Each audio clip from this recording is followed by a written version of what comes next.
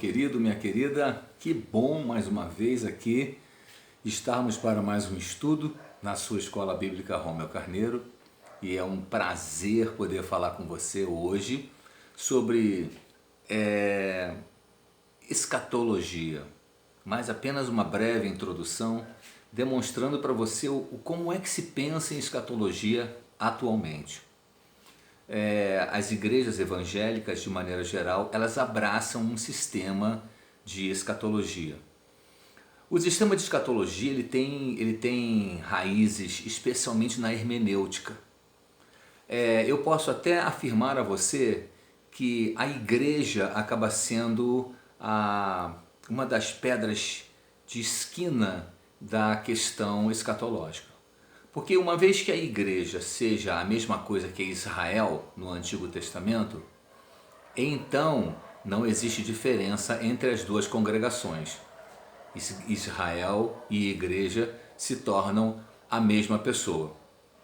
Mas se a igreja é uma novidade que não estava prevista no Antigo Testamento, então tudo aquilo que se refere a Israel no Antigo Testamento não pode ser aplicado à igreja no Novo Testamento, porque são congregações diferentes, são povos diferentes. Mas para que a gente faça esse tipo de aplicação, nós precisamos admitir que ou a Bíblia deva ser estudada através de uma apreciação histórico-gramatical, ou seja, a apreciação histórico-gramatical é aquela que leva em consideração a literalidade do texto, evidentemente respeitando as figuras de linguagem, mas que as figuras de linguagem estão na realidade querendo dizer uma realidade literal. Então, por exemplo, as figuras que estão descritas no profeta Daniel, por exemplo, elas não são apenas lições de vida, mas elas são figuras que vão representar realidades escatológicas futuras, reais. Então, essa é uma forma de nós interpretarmos a palavra de Deus, a Bíblia, tanto no Antigo quanto no Novo Testamento. Aliás, aplica-se a interpretação histórico-gramatical para todas as demais doutrinas. Todas as igrejas, de maneira geral, quando se aproximam do texto do Antigo e do Novo Testamento, com exceção da escatologia, elas aplicam a interpretação histórico-gramatical, levando em consideração os dados arqueológicos, os dados históricos, as famílias de texto, a interpretação do grego e do hebraico, as versões que podem confirmar ou mesmo mostrar o grau de aproximação com os manuscritos originais, conhecidos como autógrafos. Então, nos outros aspectos, na teologia sistemática, na dogmática, na antropologia, na angelologia e na própria teologia mesmo, elas são vistas de forma literal. Mas quando se aproxima da questão da escatologia, parece que esse conceito de historicidade e literalidade cai por terra e tem-se então os conceitos alegóricos ou então preteristas. O conceito alegórico é aquele conceito que, na verdade, busca um significado espiritual, um significado moral para o texto. Enquanto o estudioso preterista é aquele que procura encontrar cumprimento profético em eventos passados. Por exemplo, a destruição da cidade de Jerusalém é, com certeza, um evento que pode significar o retorno do Senhor Jesus, segundo alguns estudiosos preteristas. Existe também a escola de interpretação que procura ver os eventos descritos nos livros proféticos como se cumprindo na história da humanidade. Essa interpretação ela é muito comum nos adventistas do sétimo dia, que procuram identificar determinadas declarações, por exemplo, do Apocalipse, com invasões de bárbaros no Império Romano. E isso então faria com que o texto já estaria cumprido em uma série de partes. Então dá para você perceber como é difícil este campo, este universo da teologia que é a escatologia. Isso eu falei para você aqui apenas para mostrar como é que as escolas acabam se dividindo. Mas eu vou tentar me concentrar aqui na questão mais histórico-gramatical, tá bom? A questão histórico-gramatical, ela é a mais popular porque ela é, digamos assim, que é abraçada pela maioria dos crentes atualmente. Bem, quando nós observamos a escatologia, nós vamos perceber de imediato que existem três grupos de interpretação com respeito ao milênio. A gente precisa começar estudando o milênio, porque o milênio é uma ideia, é um sentimento, é uma teologia que vem desde o Antigo Testamento. O Antigo Testamento sempre propagou o reino de Deus aqui nessa terra, que chegaria um momento que Deus iria estabelecer o seu reino sobre a terra.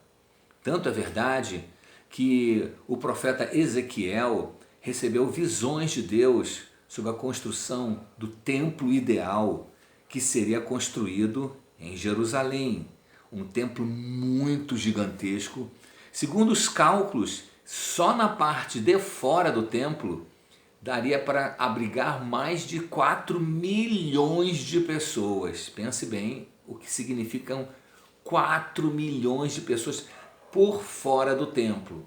Aí depois viria a hieros, que é a parte mais semi-interna, e a naos, que seria a parte mais interna, neste templo milenar. Os hebreus sempre esperaram a vinda do Messias e a reconstrução do seu templo. Hoje em dia, a reconstrução do templo é um assunto polêmico e complexo, porque a ideia em si é a reconstrução do templo no monte onde Deus tinha mandado que o templo fosse construído. No caso, o Monte Moriá. O Monte Moriá foi onde Salomão construiu o seu templo. O Monte Moriá foi onde os judeus que retornaram do cativeiro reconstruíram o seu templo em 515.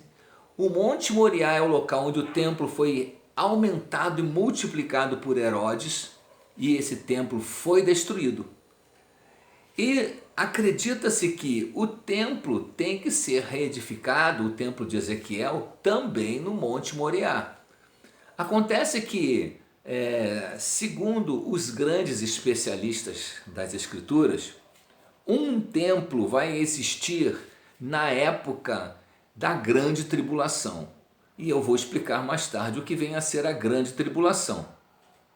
Mas para que esse templo seja construído, é necessário o seguinte: hoje em dia, aquele Monte Moriá, lá na cidade de Jerusalém, chama-se o Monte do Templo.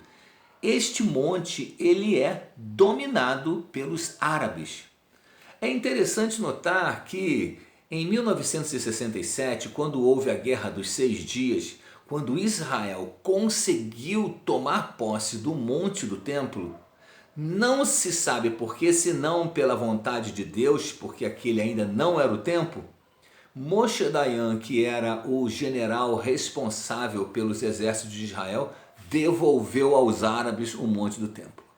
Uma coisa que só tem explicação pela perspectiva profética, através do entendimento profético de que aquele ainda não era o templo, de se reedificar o templo de Ezequiel.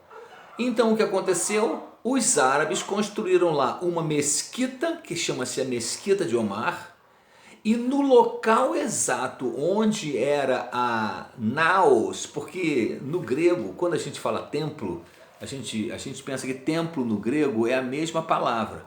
Mas o templo é assim, você imagina uma caixa, um retângulo, e dentro desse retângulo uma outra caixa. Então você imagina a caixa de fora, com os seus muros, mas o espaço de fora era chamada hieros. E a caixa de dentro era chamada naos. Na naos é que você encontraria o santo lugar e o santo dos santos. Hoje em dia, muito bem, na época de Jesus, a hieros tomava todo o monte do templo. E a naos era o local onde, inclusive, aquele véu foi partido de alto a baixo quando Jesus Cristo morreu, e o véu foi partido de alto a baixo, expondo o Santo dos Santos. Hoje em dia, esta naos não existe mais por dois motivos. Primeiro, que os romanos destruíram esse templo no ano 70, deixaram apenas umas muralhas. Por exemplo, a Muralha das Lamentações, o Muro das Lamentações, que até hoje existe em Jerusalém, era um pedaço da muralha do templo, não era da muralha de Israel, não. E por favor, era da muralha do templo. Tá? Então faz-se lamentação naquele muro. Agora, no local onde era a naos desse templo na época de Jesus, que chamava-se o Templo de Herodes, hoje em dia existe uma estrutura chamada o Domo da Rocha, que é uma estrutura árabe, que tem uma pedra preta lá dentro, uma pedra para eles sagrada. Eles fizeram uma cúpula de ouro, e nesta cúpula, e ali então aquilo se torna patrimônio árabe, patrimônio muçulmano. Se mexer naquilo, estoura uma guerra mundial. Para que essa mesquita árabe e o Domo da Rocha permaneçam e o templo, um novo templo seja reedificado, porque os judeus hoje, talvez você não saiba, mas existe um movimento enorme em Israel da reconstrução do templo. Existem já sacerdotes, existe a criação de animais específicos para sacrifício, já existe um altar altar de luzes enormes. Eu estive lá, eu vi, é enorme o altar, o candelabro é enorme, já existe altar e já existem sacerdotes sendo treinados para isso. Acontece que para que este templo seja edificado, duas coisas devem acontecer. Ou a mesquita e o Domo da Rocha desapareçam daquele local por meio de guerra ou por meio de uma catástrofe, de um abalo sísmico e etc., que destruam aquelas estruturas, ou através de um acordo internacional em que alguém consiga negociar entre árabes e israelenses para que um novo templo seja construído naquele local. Eu até coloco no grupo, já coloquei no grupo uma foto mostrando a possibilidade de se reconstruir um outro templo bem ao lado do Domo da Rocha. Um templo evidentemente menor.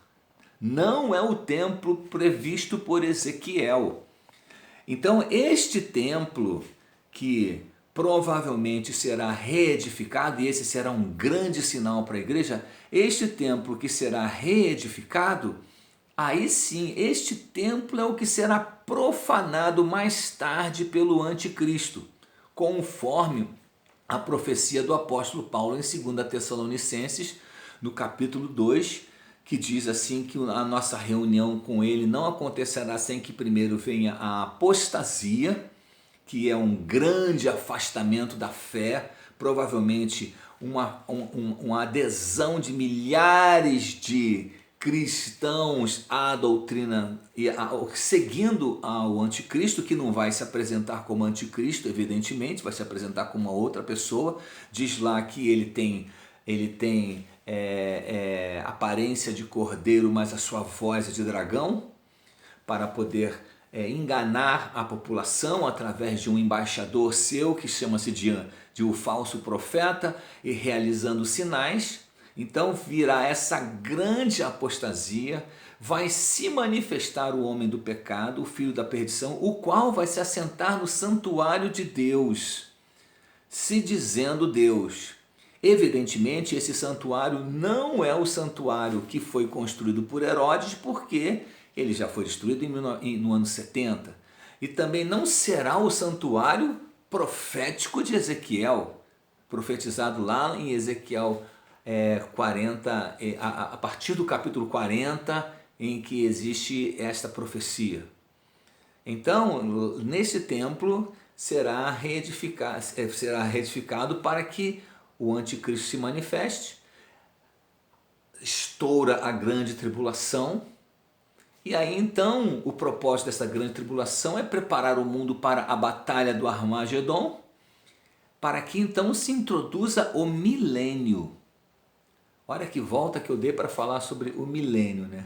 Na verdade, este milênio que o Novo Testamento fala, ele é previsto várias vezes no Antigo Testamento, sem contar números, milênios, mas lá fala sobre o reino eterno na terra. Não estamos falando de reino no céu, mas reino na terra. Esta questão de reino, é óbvio, na terra, ela dividiu os estudiosos. Entendem? Há estudiosos que não acreditam no milênio, mas vamos observar como é que o milênio, essa doutrina do milênio, ela se desenvolveu durante os anos. Desde a era apostólica até os dias atuais. Eu vou gravar um outro vídeo porque esse já está com 17 minutos e a gente vai dar prosseguimento a essa aula. Um abraço, querida. Até a próxima aula.